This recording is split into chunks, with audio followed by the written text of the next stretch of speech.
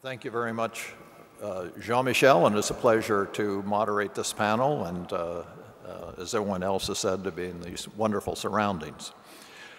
The first decade of this new century saw Europe style itself as the leader, the world leader in climate policy. And this seemed entirely appropriate. The first decade was a moment of increasing optimism and confidence in the European construction. The Union was expanding and things seemed to be going well. Climate change was also a global problem and one that would certainly dominate the new century. And if a new entity, a new political entity in creation was to choose a problem to emphasize and to take a unique role, it would certainly be this one to go ahead.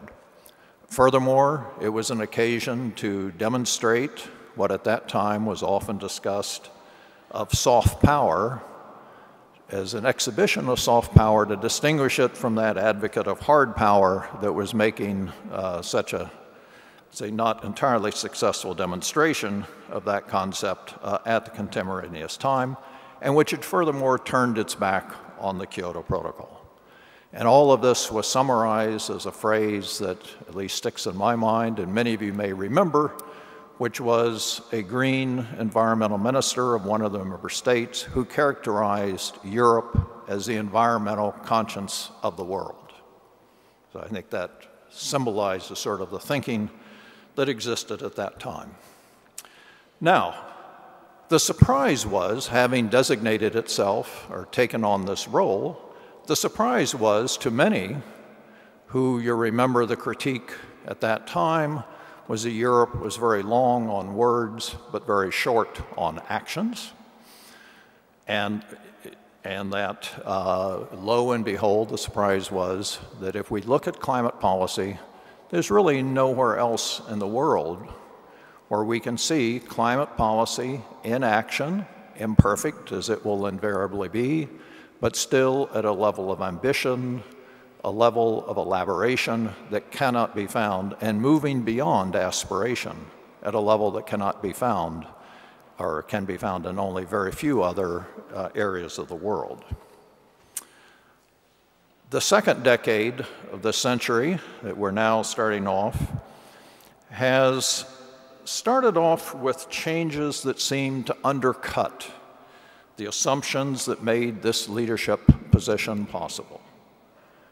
There's been the Great Recession, which has certainly absorbed attention on both sides of the Atlantic. And in Europe, the sovereign debt crisis, which has manifested itself most clearly in Europe and oftentimes referred to as the Euro crisis, about which we heard much yesterday. The momentum on the international front, which had been building during the first decade and seemed to be reaching a climax of achievement towards the end of that decade, with Copenhagen being called at the end of the decade and a president elected in the United States who promised to deliver on climate change. And of course, both of these turned out in many ways to be disappointments, at least with respect to the expectations that existed at that time.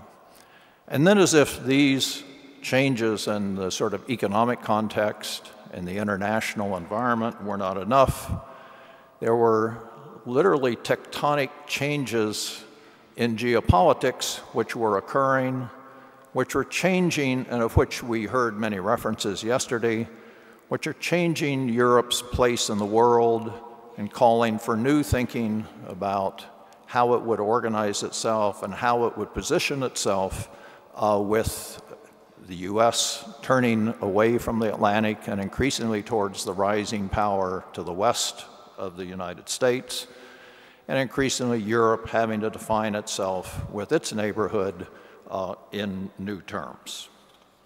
So that's where we are today. And we have two excellent speakers to lead us into the discussion of the state of the Union, the state of the European Union with respect to climate policy. The first speaker will be Carlo Carrero, the rector of the University of Ca' Foscata, Venice.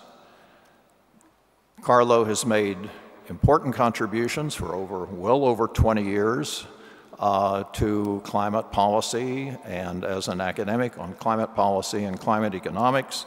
And he is a vice chairman of the IP, of the Intergovernmental Panel on Climate Change, which importantly summarizes much of the academic literature and then for the benefit of policymakers. The second speaker, who I'll say a few words about now before calling him to the floor to follow Carlo, is Jos Delbecq, the Director General of DG Climate Action at the European Commission. Now, all of you are aware of the phrase that success has many fathers, but failure is an orphan. Now, I, as many of you will know, regard the EU ETS as a success, an unquestioned success. And if there's anyone who can lay claim to being, although there are many fathers, if there's anyone who can lay claim to having been one of those, if not a foremost father, is Jos Delbecq. So we're pleased to have him with us. Following the speakers' presentations, as was done in this morning's panel, we have 5 commenters to make individual points and to comment on the presentations of the speakers, and then we will open the floor. So Carlo, if you lead off, please, thank you.